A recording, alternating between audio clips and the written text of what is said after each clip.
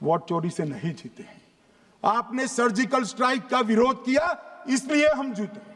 आपने air strike का विरोध किया, इसलिए जीते हैं। आपने 370 हटाने का विरोध किया, इसलिए जीते हैं। आपने राम मंदिर बनाने का विरोध किया, इसलिए जीते हैं। आपने घुसपैठियों को हटाने का विरोध किया, इसलिए जीते हैं।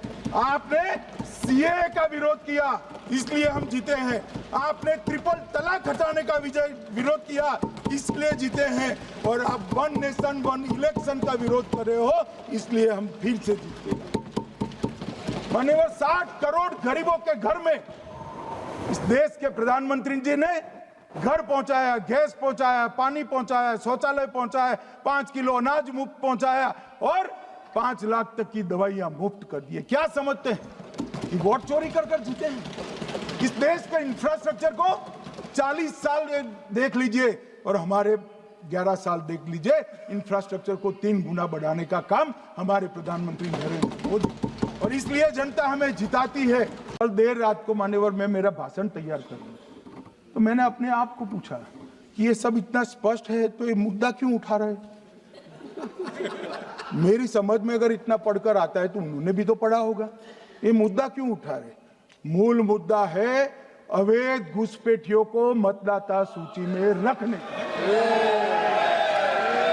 ये 200 बार भी बहसकार करेंगे, एक भी अवैध घुसपैठियों को इस देश में हम वोट नहीं देंगे। ये हमारे एनडीए का पॉलिसी है मान्यवर।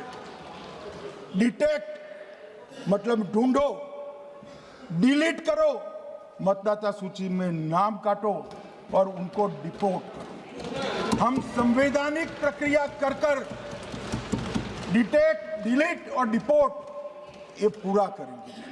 ये क्यों सदन छोड़कर भाग गए? मैं इनके सामने तो कोई बात भी नहीं कर रहा था, ना कांग्रेस पार्टी के सामने बात कर रहा था। मैं तो बात कर रहा था घुसपैठियों को देश के बाहर निकालने की। अब ये तो देखिए साहब, अगर मैंने इतने सारे आरोप करे श्री जवाहरलाल नेहरू पर, इंदिरा गांधी पर, इनके पिताजी पर, सोनिया जी पर, तब भागते तो लाजिम था। ये घुसपैठियों को लिए भाग गए क्योंकि उनकी हमारी पॉलिसी है डिटेक्ट, डिलीट और डिपोर्ट। उनकी पॉलिसी है नॉर्मलाइज कर दो घुसपैठ को, उसके बाद में मान्यता प्रदान कर दो और चुनाव में मतदाता सूची में डालकर फॉर्मलाइज कर दो।